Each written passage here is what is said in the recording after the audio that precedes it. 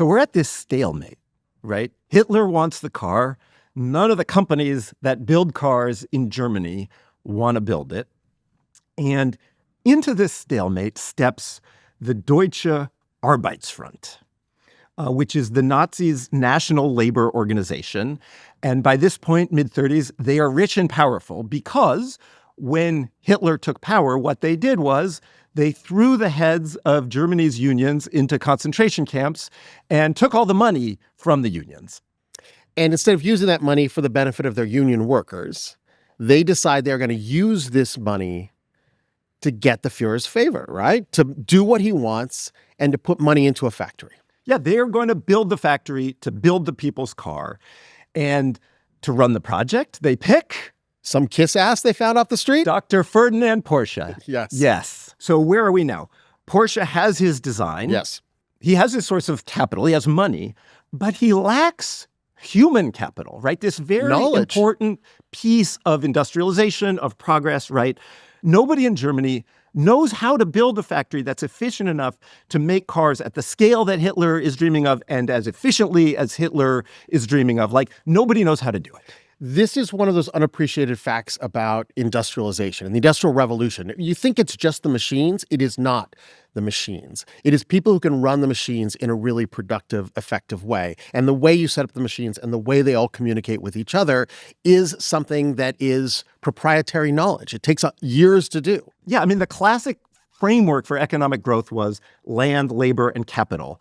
And then, 100 years in, somebody, Paul Romer actually, I think, was like, no, it's land, labor, capital, and knowledge. So who knows how to build a big factory with an assembly line to make cars?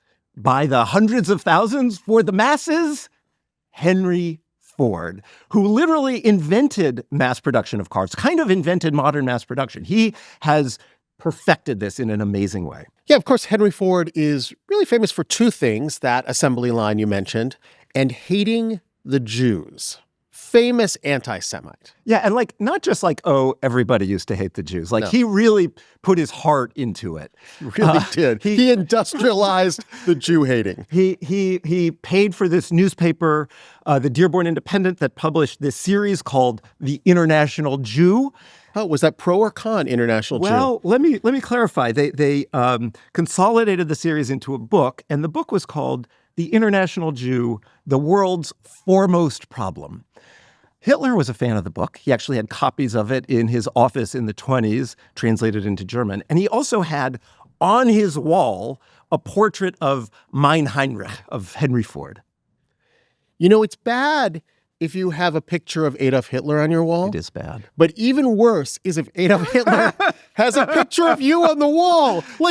That's as bad as it gets. That's peak. So Dr. Porsche and a few of his colleagues are able to travel to Michigan to see Henry Ford's incredible plant, incredible sort of temple of mass production and efficiency, learn from it, and go back to Germany to build the factory.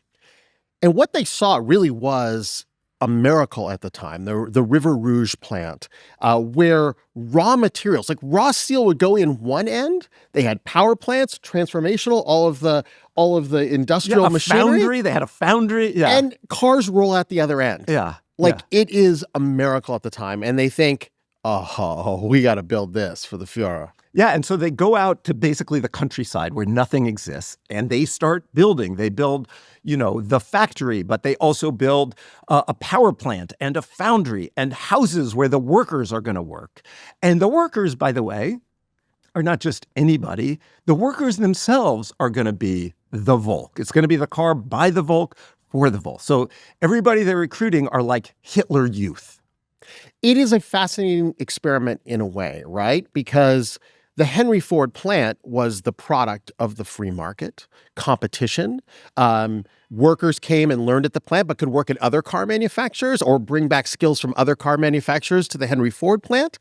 Here's Hitler saying, well, I know what it should look like, so let's just do it without competition. Let's not bring the best workers, but the most loyal workers, the Aryan youth. Let's bring them. Let's set the price. Let's make this happen. The dream was to build 150,000 cars in the first year, going up to 1.5 million cars a year.